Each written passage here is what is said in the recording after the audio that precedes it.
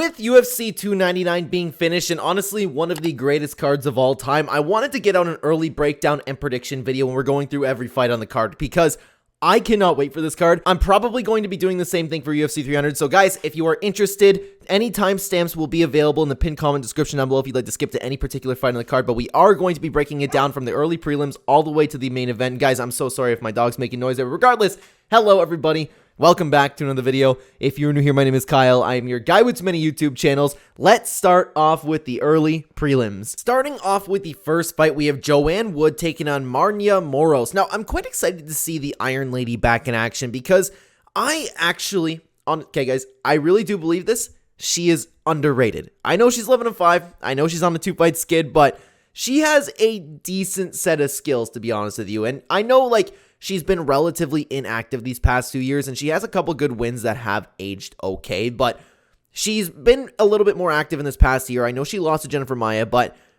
against Karine Silva, man, Karine Silva is somebody in the division that I am so high on, and she was able, until, of course, the takedown and submission happened, have a pretty nice back-and-forth fight. So this girl, in my opinion, is a little bit better than your average flyweight fighter in the division, but she's taking on Joanne Wood, who's honestly... Okay, here's a problem is I actually think Joanne Wood's a little bit underrated as well. I crap on these divisions a lot, guys. I really do, but I do think this is an okay fight. Joanne Wood is also, like I said about Maryna Moroz, a little bit better than your typical flyweight fighter. She's coming off an okay win after finally busting a 3-fight skid, but it is important to note while this is a 3-fight skid and she ended up getting submitted in 2 of those, at least Talia Santos and Alexa Grasso, both of those have aged well. I mean, losing to Lauren Murphy kind of, but at least she bounced back with a nice win.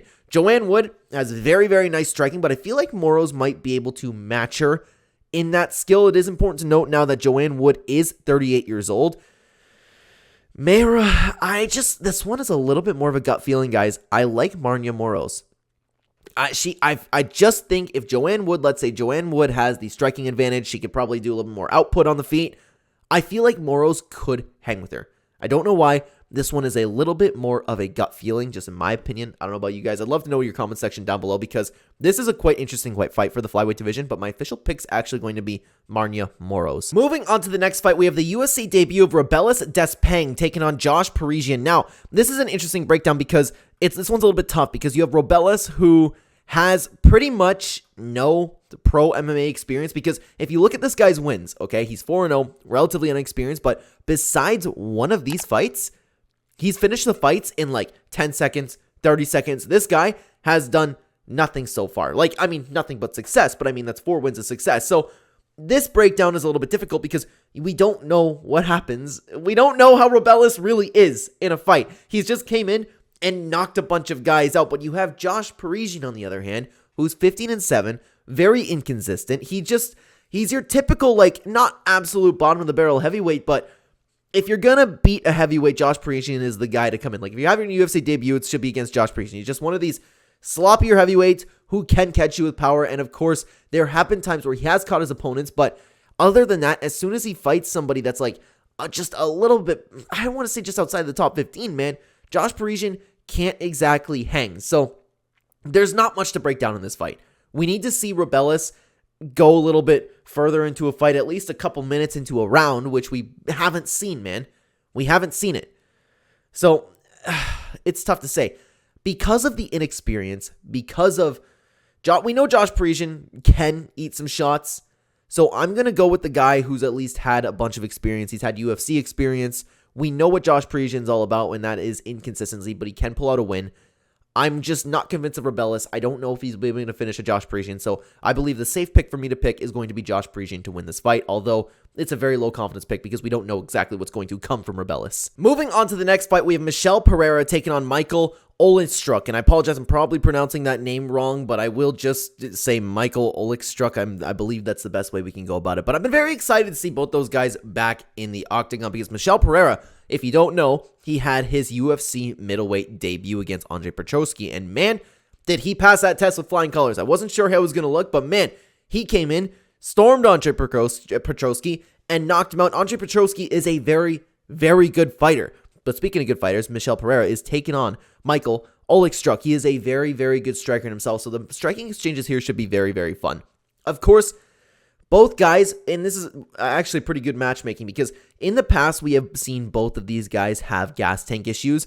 Michael also, and I'm getting mixed up here with Michel and Michael. Michael has been taken down and submitted in the past, and he's very, very strong on the feet. And he doesn't have zero ground game, but that definitely is a hole in the game that I could see Michel Pereira really exposing a little bit. And you can see Michael in the past has had a fair share of wins and losses, but he has taken on decent competition. He's coming off a very, very nice win. Michel Pereira, on the other hand, he has a good record as of recent, but if you would notice, their names absolutely could be better. All of these wins haven't exactly aged well, besides his brand new Andre Petroski win. So I was actually feeling pretty good after Michel Pereira's last performance. He looked big, he looked strong, he looked healthy, which was very, very important. And who knows if that will improve his gas tank. In the striking exchanges, Michel Pereira has the opportunity to create that chaos, and it potentially could throw him off Michael's game plan because this dude is very technical, very powerful. He is very good on the feet. So I'm a little bit unsure who's going to win these exchanges on the feet, but Michel Pereira could absolutely explore the ground game in this fight. But we have seen him in the past want to just create chaos, make a fun fight. So this is very, very good matchmaking from the UFC. And it's a very tough decision. I'm going to lean towards the side of Michel Pereira just because I loved the way that he looked. He looked big, healthy, strong, powerful, just like I said in the middleweight debut. And I only think that he's going to continue that. We have seen Michael struggle a little bit in recent times, but he could absolutely knock out Michel Pereira. But then again, the dude has been able to eat some good shots lately. I will be picking Michel Pereira to win this fight in kind of like a 70-30 scenario. Moving on to the next fight, shockingly on the prelims, guys. This is a matchup that I have wanted to see personally for a very, very long time. This is actually a dream matchup of mine. It is Petr Yan taking on Song Yadong. Can you guys believe, looking at Petr Yan's record right now, 16-5, could you believe in his last 5, he has 1 win? But of course, the thing is, the Aljamain Sterling, you could look at it as like he's on a 2-fight win streak here, but he has recently lost to Aljamain Sterling, lost to Sean O'Malley, lost to Merab Dvalishvili. Now, Sean O'Malley, in my opinion, was a complete robbery. I know there is a little bit controversy on that, but I believe that Petr Yan absolutely won this fight. So the way the record should be looking, in my opinion, is win, win, loss, win, loss. That's how I believe Petr Yan's record should be looking. Now, Yadong Song is a fighter that I have been very high on for a very, very long time. He had a little bit of a rough go with Corey Sandhagen, but then again, the fight was stopped due to a doctor stoppage, but in my opinion, he was on his way to losing, but of course, anything could happen. I want to talk about both of these guys' last performances because he really shined Yadong Song against Ricky Simon, but then the Chris Gutierrez fight was a little bit of an issue for me because Chris Gutierrez, I don't know how everybody else feels about him, but I'm not nearly as high on Chris Gutierrez as most people are. He, of course, won this fight, but he didn't dominate the way I thought he would. Like, he had some trouble with the striking in the first rounds, but of course, like, as the fight went on, his determination, his skill set, all we know, like with Song Yadong, he gets stronger as the fight goes on. He really started utilizing his ground game and really put a beating on Chris Gutierrez. But this performance really didn't make me... It kind of took me back from Song Yadong a little bit. I was like, okay, maybe he isn't the absolute killer that I thought he was coming into here, because I was thinking that Song Yadong was going to come in here and be champion. The Song Yadong that fought Ricky Simon, the Song Yadong that fought Corey Sandhagen. He can absolutely hang with these guys, but perhaps I overhyped Song Yadong a little bit. Petr Yan, though, you could make that same argument. He's had some close fights. He isn't dominating people like everybody thought he was. And I was sitting here for so long saying Petr Yan is the best 135-pounder. I still believe he's one of the best, but you also got to question Petr Yan at this point in his game, his motivation. That's in the back of my head there. But what I wanted to talk about again was, of course, his last performance, that being against Merab Dvalishvili. Merab did what Merab does, and Petr Yan could not hang with him. It was shocking to me. I thought Petr Yan was going to steamroll Merab. I thought he had good enough takedown defense. I thought he had good enough cardio, but Petr Yan, for the first time in his career, was very much struggling in this matchup. But then again, you could argue that Merab does that to the rest of the division. So, what happens when these two finally match up? I believe Song Yadong at this point in his career has had enough high-level experience that he can hang with a guy like Petr Yan. The boxing exchanges are going to be some of the greatest. Like, guys, I think this is the fight on the card that I'm most excited for. Sorry, I don't know if you guys care, but I'm talking about this fight for a while. I'm just so excited for this fight. The boxing exchanges are going to be the best you have ever seen. But Song Yadong has recently showed that he can explore the takedown game. Petr Yan has phenomenal takedown defense. and the will to win. He can really punish Song Yadong for shooting takedowns, but Petr Yan can also shoot his takedowns. These guys are both boxers, but they have such a complete skill set and a complete game that it's tough to say what's going to take place. If I had to imagine, Song Yadong is going to be the one to explore the ground game. I believe Petr Yan will be able to stuff those takedowns and punish him for throwing them, like we've seen Petr Yan do in the past. But Song Yadong is an amazing fighter. If I had to assume, which I very well could be wrong here, I believe Petr Yan will have a slight advantage in most of the boxing exchanges, and I believe this will be an amazing fight. It will go to decision, and it will edge towards Petr Yan. I really do believe that. This is going to be a phenomenal fight. I cannot wait for it. Give me Petr Yan for my pick. If he loses this fight, it's going to be really bad for him. Moving on to the next fight, we have Mateusz Gamrot taking on Rafael dos Anjos. Now, before this breakdown comes, guys, I do need to say something that I have a little bit of a grudge with the MMA community about. Of course, Mateusz Gamrot has had some fluke injuries happen in his fight. He's had some fluke things happen in his fights. Now, everybody is kind of, of course, not everybody. I would imagine if you're watching this type of video, you're a little bit more educated on all the fighters here. But Mateusz Gamrot, a lot of the community has been looking at this guy and going, oh, well, he's just going to use his magic tricks, and it's a really funny meme. I like joking about it myself. Like, Mateusz Gamrot's just going to come in there, wave a little wand, and then Rafael dos Anjos is going to lose, right? That stuff's really funny, but people are also taking this stuff that happens with a fluke with Mateusz Gamrot and transmitting that into him not being a good fighter. That is so far from the case. I believe Mateusz Gamrot could keep up, and he's shown this with Arman Tsarukyan. That was one of the most high-level fights I've ever seen in my life. Mateusz Gamrot can hang with the top of the division 100%. I believe that if you put this dude against Islam Makhachev, he would put up a fight. I wholeheartedly believe that. So that is important to note that people really are dogging on Gamrot right now. It is completely unwarranted in my opinion. This dude is a fantastic fighter. But let's talk about his last 5, okay? Of course, he's had a lot of rumblings in the lightweight division in the past couple years. This Arman Tsarukyan win, in my opinion, this was one of those fights. I understand everybody thinks that he lost. If you made me pick, I'd give it to Arman, but it was such a close fight that I do not like. I'm not going to complain about that at all. Of course, after that, he had the loss of Beneil Dariush, which was shocking to me. Shocking to me, especially as that aged. Like, he was just, I don't know if he was off that night. I don't know what was going on, but Beneil just had his number that night. But then he bounced back with 2 very nice wins, once against Jalen Turner and the other against Rafael Fiziev. Now, this is the fight, of course, that kind of spawned the Gamrot memes, right? But in this fight, it is important to note that he was doing very, very well. Fiziev's takedown defense is very good, very strong, and it showed in the fight, but Mateusz Gamrot was a little bit relentless and was able to take him down. It is important to note, though, that Gamrot was keeping up with Fiziev's striking. Everybody's talking about the leg injury here, but it was a good back-and-forth fight. I don't know who would have won that. I don't know, okay? So, I'm high on Gamrot, if you couldn't tell. But he's taking on Rafael dos Anjos, one of my favorite fighters. Problem being, he's 39 years old at this point, and Rafael dos Anjos, he's had wins, he's had losses. At this late stage of the career, he's been taking on, quite a diverse set of competition over here. He looked good against Bryan Barberena, but this is the Vicente Luque fight that I really, really want to talk about. This fight is when his age really, really started showing, in my opinion. Rafael dos Anjos is no longer the killer, and he hasn't been for a long time, but I think his age started to show a lot more in this fight. Again, he looked very good at the beginning, and it was a decent fight. It's just, he was a step behind Vicente Luque the entire time, and he looked significantly slower than he did against Bryan Barberena. So that really, really worries me when breaking down this fight, because if you were to look at both their skill sets, everything is there. Both guys are so good. This is why this is such a good card, but Rafael dos Anjos is obviously no longer in the prime of his career. Mateusz Gamrot could be exiting his prime, but at the end of the day, he's still hanging with the best of the best. I can't pick Rafael dos Anjos here. I can't. He's too old. He's looking too slow right now. Gamrot will be a lot more relentless with his takedown effort, and I don't believe Rafael dos Anjos will be able to keep up, especially if this is the same Rafael dos Anjos that showed up against Vicente Luque. I'm going to pick Mateusz Gamrot as a very confident pick. Moving on to the next fight, we have Katlyn Chookagian taking on Maycee Barber. Now, I've been hating on Maycee Barber for quite some time now, because I was never that interested in her, and everybody's talking about the future Maycee Barber, right? But I was just like, I don't really see anything in her. But this Amanda Hebas fight was phenomenal. It was phenomenal. It looked like Maycee Barber was rejuvenated into a brand new fighter. But anyways, let's break down the fight. I'll start with Maycee Barber. Of course, very good record. She's had a lot of wins, couple controversies in some particular fights, but she has ended up with the W in the majority of her fights, especially since she got into the UFC, right? This Amanda Hebas fight made me look at Maycee Barber an entirely different way.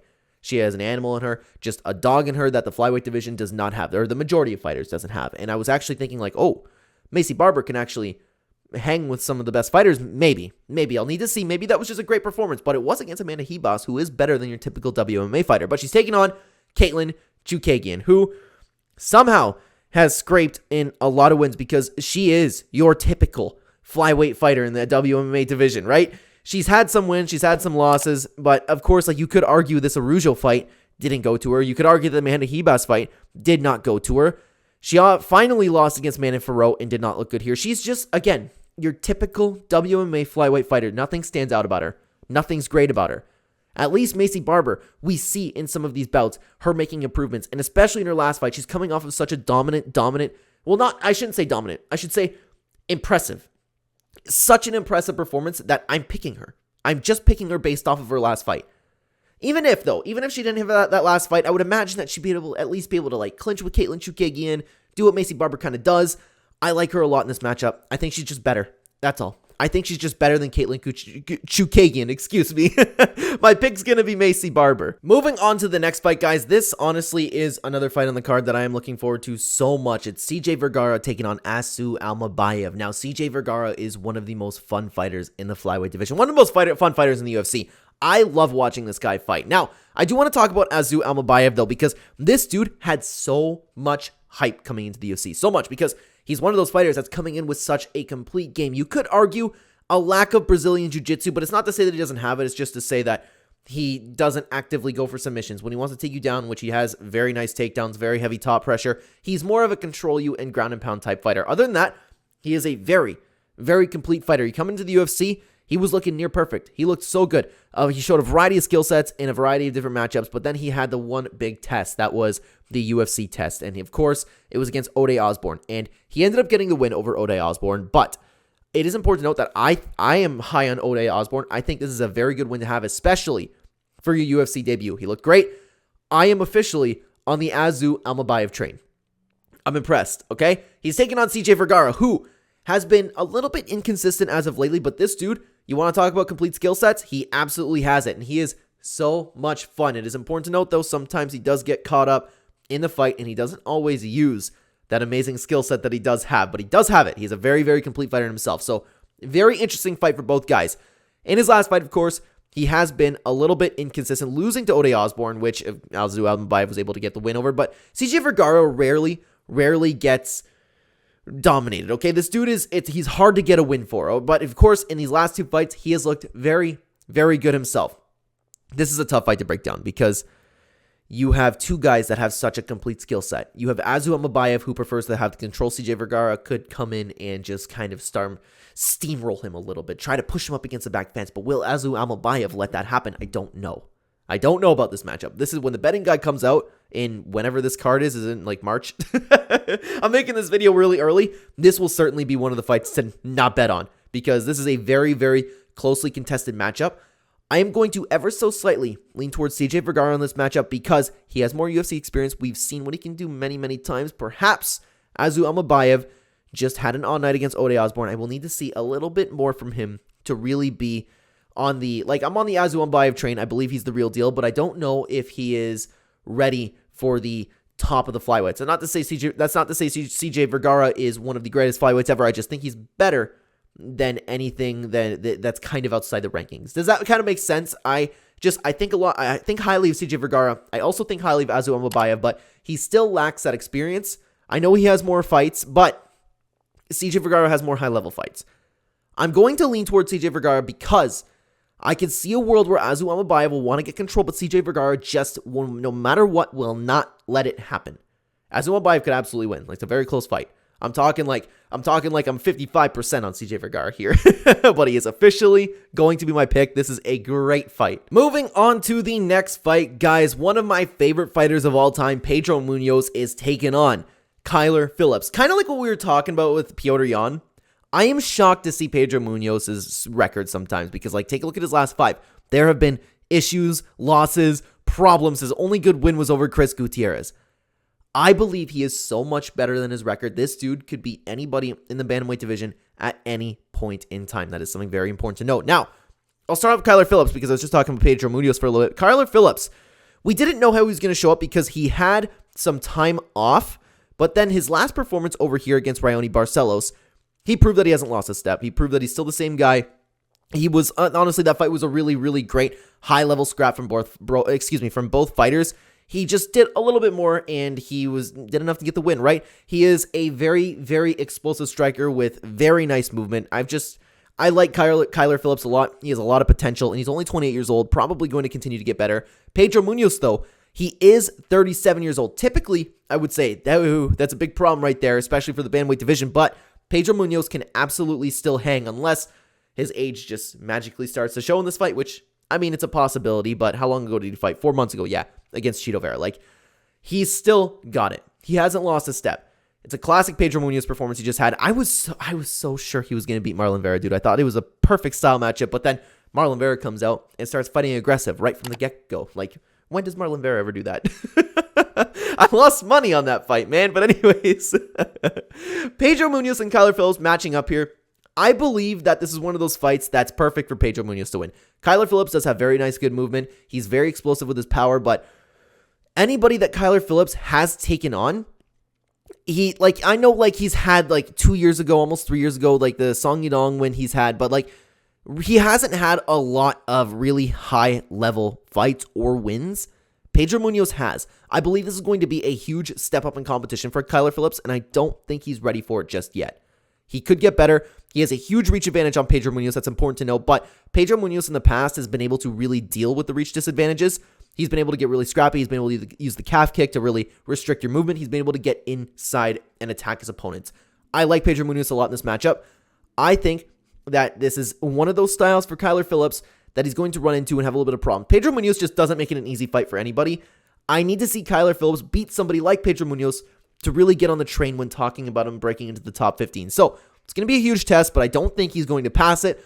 I think Pedro Munoz is going to restrict Kyler Phillips' movement with the calf kicks, make this fight a lot scrappier than Kyler Phillips likes it. Kyler Phillips won't be able to put Pedro Munoz away, and I think Pedro Munoz will coast his way to a decision. Apologies for the quick interruption on the video, guys. I just want to advertise the channel membership for you. If you don't want to hear it, just skip time since it'll be there for you. But if you're interested in seeing the official bets that I place every single weekend, I have the channel membership option for you right here. Every Thursday or Friday before a UFC event, every once in a while, I will bet on other organizations, but primarily UFC. Again, the community tab for channel members, I will be posting every Thursday or Friday for the event, my official bets that I will be placing. If you're interested on seeing where exactly I'm putting my money where my mouth is. I do that for quite a few fights, and I'm relatively safe when betting. I'm typically in the positive, which is very nice, and I go as safe as possible. So if you're interested, guys, very cheap compared to other channels. Check out the channel membership down below. Thank you so much for listening. Let's get into the main card. Moving on to the main card, and a fantastic fight. We have Kevin Holland taking on the UFC debut of Michael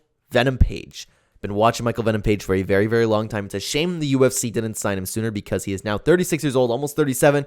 Something to take into consideration. But I do want to start with Michael Page. If you've seen anything that Michael Venom Page has done in the past, this dude is a very high-level, elusive striker. A little bit overrated, I will say, but this dude's power is real. His skills are real. His movement's real. He's kind of like, I don't want to say a Walmart version of Anderson Silva. I don't, because that's not true. He's kind of like Anderson Silva in his prime, but not as good. And when I say not as good, he's still good. He's just not this world beater that people make him out to be on the feet. So it is important to note, though, I do believe that Michael Venom Page's age has been showing in his past couple performances. We finally got a recent loss just over a year ago, and then he ended up getting a nice win over Gauthier. Sorry. My apologies. I had to take a quick pause there. I had to sneeze.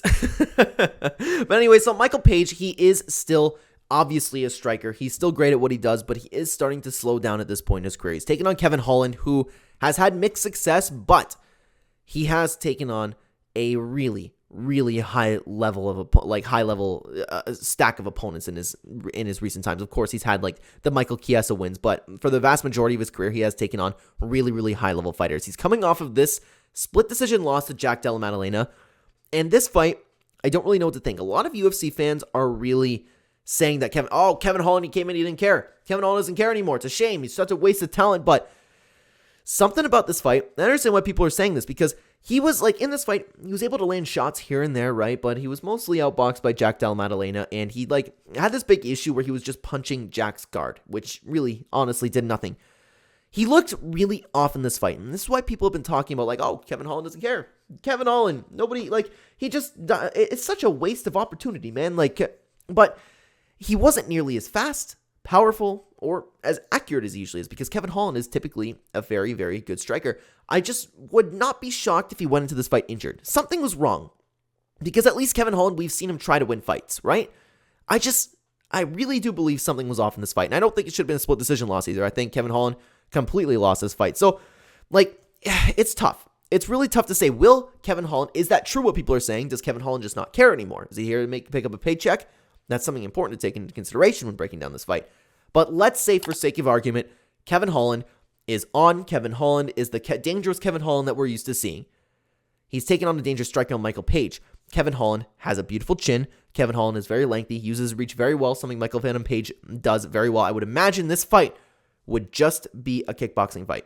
Kevin Holland, I actually think, has a little bit of a strength in the boxing department. He's just something about the way he just, like, whips his punches. You know, like, he's very strong, accurate, powerful. He's good at what he does. I think Kevin Holland is a very underrated striker. Has a little bit of a reach advantage. He's only 31 years old. This is tough.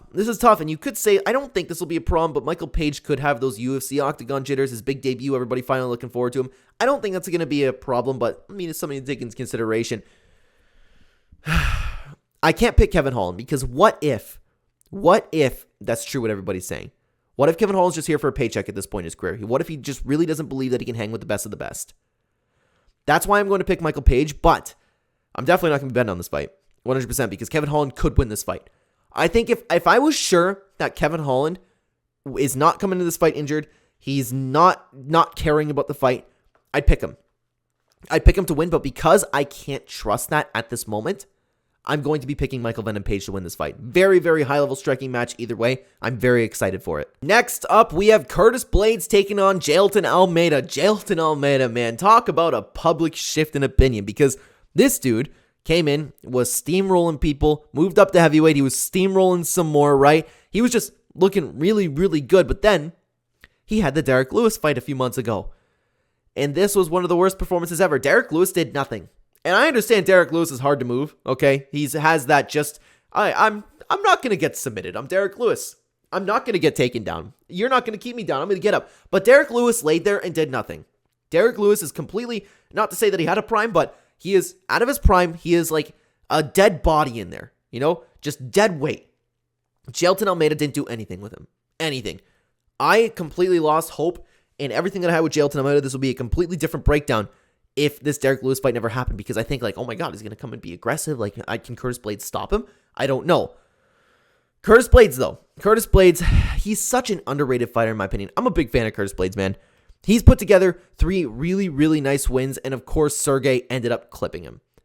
This was really sad to see. Actually, this was on my wedding day, so I didn't watch this fight, and then I got the notification. I watched it after, of course, but I got the notification. I was like, oh. But Curtis Blaydes has always had that problem where sometimes he just falls in love with the striking, sometimes he just gets clipped. But the thing is, if he falls in love with the striking this fight, I don't think Jailton Almeida will be a problem for him. Problem is, how's it going to go if these two grapple? Curtis Blaydes is definitely 100% by far a massive step up in competition compared to what Jailton Almeida has fought in the past. This one's a little bit of a gut feeling, guys. I think Curtis Blaydes will not be affected really by whatever ground game Almeida is going to bring. If Almeida tries to go for a takedown, I feel like Curtis Blaydes, while he might fall, I feel like Curtis Blaydes will be able to transition out of it, or Curtis Blaydes will shoot his own takedowns. I think Chris Curtis, have I been saying Chris Curtis? Oh no, I hope not. Regardless, I'm going to keep talking. So Curtis Blaydes. Chris Curtis, I just watched a Chris Curtis interview with Ariel Helwani before I watched this video. I hope to God I wasn't saying that. Regardless, Curtis Blaydes. I've been talking about the right fighter. I hope I didn't mess that up, guys. My apologies. Anyways, Curtis Blaydes, he is a very complete fighter himself. Sometimes he just falls in love with the striking too much, and that usually leads to his downfall. I don't believe that Jailton Almeida has the power to clip Curtis Blaydes, but Curtis Blaydes, his chin can be finicky. You could argue he's just fought really powerful guys, but we don't know. So that potential is always there for Curtis Blaydes to get knocked out, but I do believe Curtis Blaydes will be better than Jailton Almeida on the ground. He'll be better on the feet, and that's even excluding the Derek Lewis performance. I like Curtis Blaydes a lot in this matchup, and I'm picking him to win for sure. Moving on, guys, to the co-main event, we have Gilbert Burns taking on Jack Della Maddalena. So, something we were just talking about is the fight with Jack Della Maddalena versus Kevin Holland. It was a little bit of an unimpressive performance in my opinion, but he did do the job to get the win. I don't think it was a split decision. I thought that he won this fight clearly. He did in this fight get tagged a lot, and I'll talk about his other fights, okay? Because Jack Della Maddalena was one of those fighters that people are hyping up to be champion for a very, very long time. Everybody was talking about Jack Della Maddalena. Honestly, myself included. His boxing level is like otherworldly. Like, this dude is a very, very good boxer. The problem is, how good is he an MMA fighter? He's very good at keeping his own pace. He's very good at dictating the pace. He's very good at landing good shots, making it a very good fight. Of course, he ran into issues with the Basel Havez fight.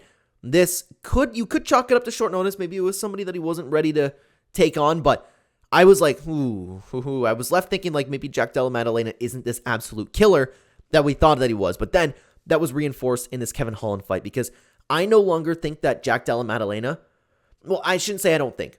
I'm unsure if this guy is even top 15 level, because now he has that official test. He's taken on Gilbert Burns, who is as top level as it can be. I don't know if Gilbert Burns is actually ranked number 3 or if this is just Tapology ranking. Regardless, he's somewhere around there. Gilbert Burns is a staple of the welterweight division. He's had some wins. He's had some losses. Gilbert Burns is a world-class fighter. He's taken on the best of the best. Of course, he had a problem with Khamzat Chimaev, but you could argue he was the guy that beat Khamzat Chimaev. Well, I don't think he beat Khamzat Chimaev. I don't think many people are saying that, but like, he's the first guy to make Khamzat Chimaev look human, right? Before the Kamaru Usman fight, everybody was like, oh, Gilbert Burns, look what he did to Khamzat Chimaev. And then he bounced back 2 very nice wins over Neil Magny and Jorge Masvidal. 2 fighters out of their primes, but they are still, at the end of the day, are very good wins. And he actually just lost to Bilal Muhammad, which you could chalk up, because if it wasn't the first round, it was the second round. He had that horrible, horrible injury and wasn't able to do anything the entire time. Very unfortunate for Gilbert Burns. So honestly, I don't look at that Bilal Muhammad loss really like anything. It's tough because Gilbert Burns is now almost 38 years old. We don't know how much he's been training. We don't know how bad that injury was. Is it something that could come back up again? Because it was a really, really bad injury. How long ago was that fight? It was 8 months ago. Yeah, so at least he's getting back in there relatively soon, but that worries me a little bit. That really does. Gilbert Burns is also going to slow down soon. I don't know when that day will be, but it could very well be this fight. It just makes me worry a little bit. Jack Della Maddalena is coming with a lot of hype on him, a lot of success, a lot of wins since he came into the UFC, a little bit of a reach advantage. He hasn't approached his prime yet. But Gilbert Burns could explore that ground game, and we have seen him do that as of recently. This is a very, very tough fight to pick. Do I pick the youth? Do I pick the momentum of Jack Della Maddalena? Or do I pick the chaos that Gilbert Burns can bring and the ground game that Gilbert Burns can bring? Gilbert Burns is a good boxer himself, but I believe Jack Della Maddalena is a better boxer. But I think Gilbert Burns is a better fighter. He has more heart. He has more chaos. He can take the fight in different directions. I'm going to pick Gilbert Burns, but I'm unsure about this pick. Definitely not going to be betting on this fight, but my official pick will be Gilbert Burns. I think he has more options to win this fight, more high-level experience.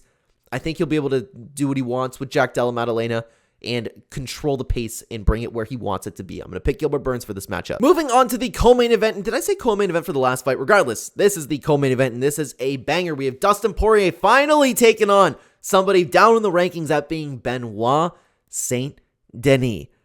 I'm officially convinced that this dude, this god of war, Benoit Saint Denis, is the real deal. I really started paying attention to the Ismail Bonfim fight because I'm very high on the Bonfim brothers, but he had a very impressive performance, looked very good there. Then he just made the Thiago Moises fight absolute chaos, going wild in there, doing what he wants. And finally, with the Matt Frevola fight, I'm officially convinced. I'm officially convinced this dude is coming in here and steamrolling people.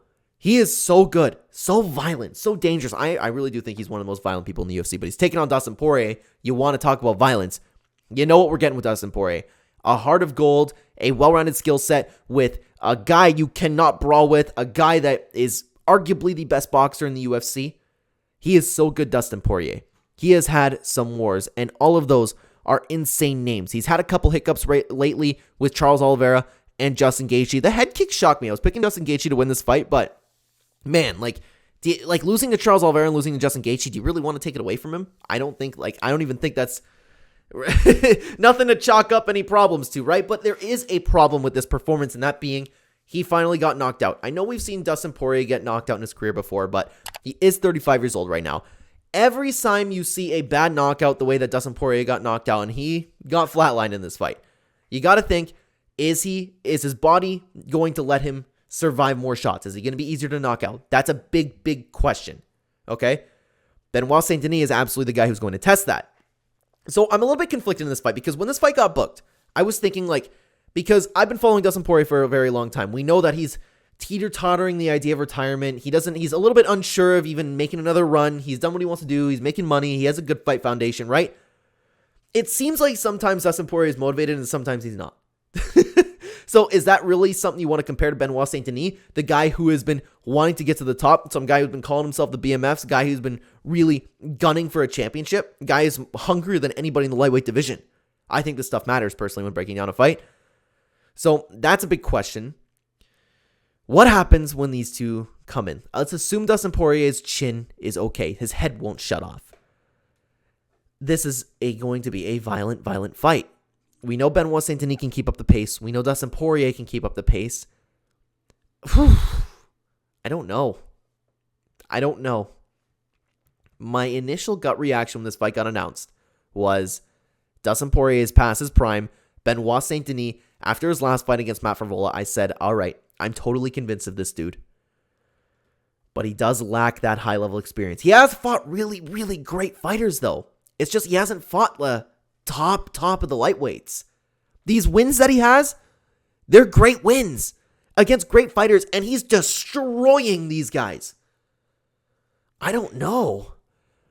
How many times have we seen this, though, where we have a guy that's so hyped up like Benoit Saint Denis, you feed him to somebody like Dustin Poirier, and this Dustin Poirier just fraud checks him? Is that going to happen? I think the possibility of that happening is there. I don't think it would be a fraud check, but maybe he's jumping the gun too much. Maybe he needs to take on somebody like, I don't know, somebody like a Dan Hooker. It's such a tough fight because he's jumping the gun so much in the rankings, right? My gut's telling me to pick Benoit Saint Denis, but anything can happen when you have a fight like this. It's going to be chaos. It's going to be violent. I think Benoit Saint Denis just might be hungry enough. He might be violent enough. Dustin Poirier might be a little bit towards the end of his career now.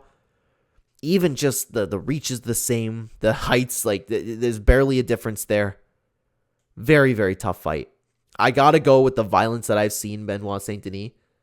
I'm completely unsure about this fight, but this one is 100% a gut feeling. Definitely not going to be betting on this fight, but I will be picking Benoit Saint Denis to get the win over Dustin Poirier. Moving on to the main event, we have Sean O'Malley versus Marlon Vera 2. Of course, you would remember the first fight where Sean O'Malley seemed to be getting the better of the fight, but then Marlon Vera ended up landing a kick, and Sean O'Malley his leg kind of buckled. Of course, it was that nerve. The name's not coming to me at the moment, but it's regardless. We don't even know if that's the case. It could be the case, but regardless, Marlon Vera won the first fight, and there was a little bit of controversy there. But both guys since then have gone to do great things. I'm very high on both of them. Marlon Vera has looked so good in so many performances. He's looked so dangerous. Sorry about that, guys. You know what you're getting with Marlon Vera. You know you're getting violence. You know that you're getting a little bit of a slower fighter, but a guy who is so dangerous. You could talk about his style completely. It sums it up in the Rob Font fight, where he's losing the majority of the round, lands a huge shot, very patient, lands a huge shot, and then he steals that round that way. Either that or he finishes you. After that, he beat Dominic Cruz doing the same thing. He was losing every round until knocked out Dominic Cruz. Of course, then he had the loss to Corey Sandhagen, which was a split decision. I thought Corey Sandhagen won this fight. I could not believe that this was a split decision. Would have been a robbery completely. But then he bounced back with a nice win over Pedro Munoz. And I do want to talk about this fight because he looked phenomenal in this fight. And Pedro Munoz, like we talked about with this card, he is a great fighter in himself. He was finally active. He was finally active. This is what I wanted to see from Marlon Vera for so long. Coming out, guns blazing. Not waiting around, not getting shot, not getting hit, not waiting for your one big shot. He was in there, he was striking, he was active, and he was landing. That's something to take into consideration. Maybe that's a style change that we're seeing from Marlon Vera. But Sean O'Malley, you know what we're getting. A very consistent style, very elusive on the feet, very accurate, very powerful. He is now, after some great performances and a couple of criticisms when it comes to his record, I believe wholeheartedly that he lost a fight to Petr Yan. We talked about that earlier in the breakdown. I think that this was a complete robbery, but he knocked out Aljamain Sterling in a fight where both guys are very tentative, then landed that beautiful counter shot. Looked great, knocked him out. Sean O'Malley's a bantamweight champion. Now, guys, if you've been following the channel, you might have known that every time we've talked about this, I believe Marlon Vera will win this fight. He's beaten him before. I think that Marlon Vera, over 5 rounds, will end up catching Sean O'Malley and doing more damage. It's going to be even worse if we see the Marlon Vera that we saw against Pedro Munoz, one that was finally active right from the get-go, because this will be a bigger break. This will be a little bit of a different breakdown if I didn't see it last performance. Marlon Vera could just sit down, eat a bunch of shots from Sean O'Malley, wait, land a big shot. We know Sean O'Malley has a good chin. We know Sean O'Malley can take a good punch. But over the course of 5 rounds, I believe that Marlon Vera will be more violent, more dominant. He will be doing the most damage, and especially against damage-based scoring, which I completely disagree with. I think that Sean O'Malley, I don't care how much or how hard Sean O'Malley lands, Marlon Vera is not going to show a mark.